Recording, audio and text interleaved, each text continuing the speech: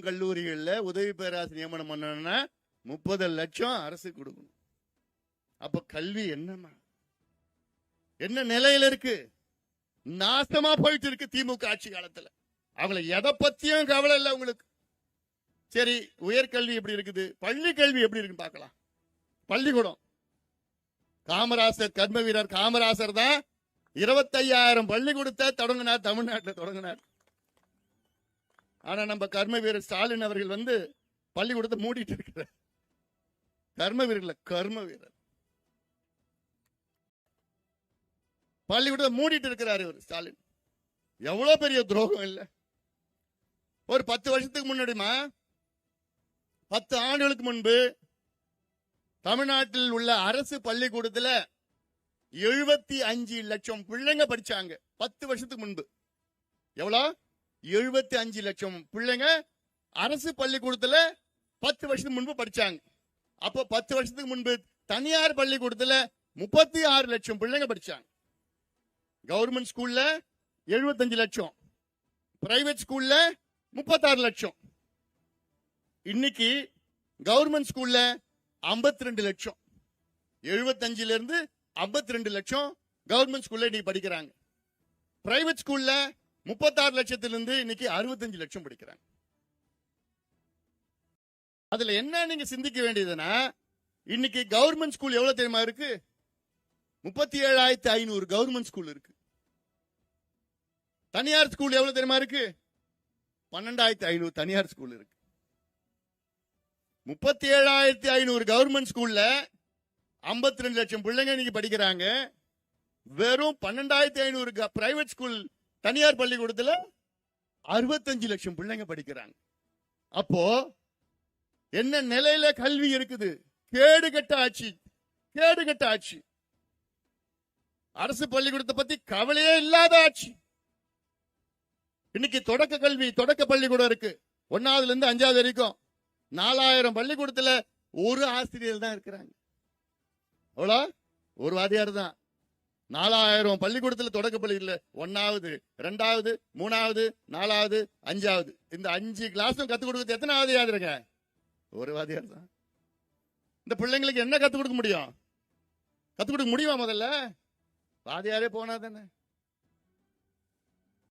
இதுதான் கல்வி நிலை, தமிழ்நாடு கல்வி நிலை.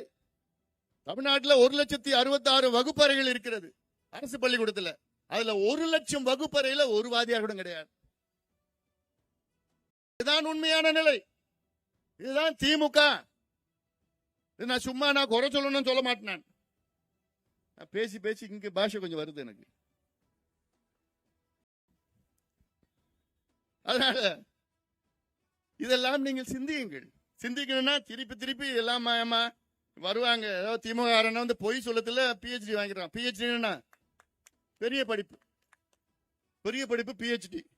இப்ப நம்ம வழக்கறிஞர் சேர்ந்தாங்க, நம்ம கட்சியில சேர்ந்தாங்க இல்ல, முனைவர். அவங்க முனைவர் PhD படிச்சிருக்காங்க. ஷக்கீலா வழக்கறிஞர் முடிச்சுட்டு முனைவர், பெரிய படிப்பு. அதுல திமுக எதுக்கு வாங்கியிருக்கு PhD? பொய் சொல்றதுல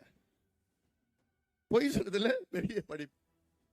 இல்லாம ஒரு புத்தகம் போட்டேன் நான். இதுல போன மாசம் தான் இந்த புத்தகத்தை வெளியிட்டேன், ஒரு ஆவணம். இதுல என்னன்னா பார்த்தா விடியல் எங்கேன்னு ஒரு புத்தகம். விடியல் எங்கே? இதுல என்னன்னா, திமுக ஆட்சி வருவதற்கு முன்பு உங்களுக்கு வாக்குறுதிகள் கொடுத்தாங்க. வாக்குறுதினா என்ன? சத்தியம் பண்ணாங்க. முதலமைச்சர் ஸ்டாலினோ, இன்னைக்கு துணை முதலமைச்சர் உதயநிதி ஸ்டாலினோ உங்களுக்கு சத்தியம் பண்ணாங்க. நாங்கள் ஆட்சிக்கு வந்தவுடன் இந்த சத்தியத்தெல்லாம் உங்களுக்கு நாங்கள் நிறைவேற்றுவோம். அதுல எத்தனை வாக்குறுதி கொடுத்தாங்க தெரியுமா? 505 வாக்குறுதிகள் இந்த புத்தகத்தில் நான் போட்டிருக்கேன். அவங்க கொடுத்த 505 வாக்குறுதிகளும் இந்த புத்தகத்தில் நான் போட்டிருக்கேன். அதுல எத்தனை தெரியுமா நிறைவேற்றி இருக்கிறாங்க? உங்களுக்கு 66. 505ல நிறைவேற்றி இருக்கிறது வெறும் 66 வாக்குறுதிகள் மட்டும்தான் இந்த புத்தகத்தில் நான் போட்டிருக்கேன். இன்னைக்கு வரைக்கும் இது யாரும் மறுக்க முடியாது அவங்களால. எல்லாமே எழுத்து மூலமா நான் போட்டிருக்கேன். அப்போ எவ்வளவு பெரிய ஒரு ஏமாற்று உங்களுக்கு செஞ்சிருக்கிறாங்க திமுக. எவ்வளவு பெரிய துரோகம் உங்களுக்கு செஞ்சிருக்கிறாங்க. எவ்வளவு பெரிய நம்பிக்கை துரோகம். நீங்க அதை நம்பி நீங்க ஓட்டு போட்டீங்க, இன்னைக்கு ஏமாத்தினாங்க. அது நம்பிக்கை துரோகம். 505 வாக்குறுதிகள் வெறும் 13 விழுக்காடு தான் உங்களுக்கு வாக்குறுதிகளை நிறைவேற்றிருக்கிறது திமுக. வெறும் 13 விழுக்காடு. 13 மார்க் தான் திமுக. 100 மார்க்ல எவ்வளவு மார்க் எடுத்திருக்கு? எவ்வளவு மார்க்? 13 மார்க். 13 மார்க்னா என்ன? பாஸா ஃபெயிலா? ஃபெயில். பாஸ் எடுக்கணும்னா எவ்வளவு மார்க் வாங்கணும்? 35 மார்க் வாங்கணும் பாஸ் பண்ணணும்னா. திமுக எவ்வளவு மார்க் வாங்கியிருக்கு? வெறும் 13 மார்க் எடுத்து ஃபெயில் ஆயிடுச்சுமா. ஃபெயில் ஆயிடுனா என்ன பண்ணணும்? வீட்டுக்கு அனுப்பணும். ஃபெயில் ஆனா மறுபடியும் ஆட்சிக்கு வர முடியுமா? மறுபடியும் ஓட்டு போடுவீங்களா? ஃபெயில் ஆன கட்சிக்கு ஓட்டு போடுவீங்களா? போடக்கூடாது, போடவே கூடாது. அவங்களுக்கு ஆள தகுதியற்றவர்கள், ஆள தெரியாதவர்கள், திறமையற்றவர்கள், தகுதியற்றவர்கள், நேர்மையற்றவர்கள் திமுக. வீட்டுக்கு அனுப்பவும். அனுப்புகின்ற காலம் நேரம் வந்துவிட்டது. முந்த நாள்மா ஒரு செய்தி வந்தது. இந்த செய்தி எல்லாருக்கும் தெரியும். ஒரு 2 நாளுக்கு முன்னாடி செய்தினா ஒரு ஆய்வு நடத்தினாங்க. அந்த தொகுப்புலாம் வச்சுக்கிட்டு இந்த வெளியிட்டாங்க. அதுல என்னன்னா, இந்த 3 வருஷத்துல 1968 விவசாயிகள் தமிழ்நாட்டில் தற்கொலை செய்திருக்கின்றார்கள்.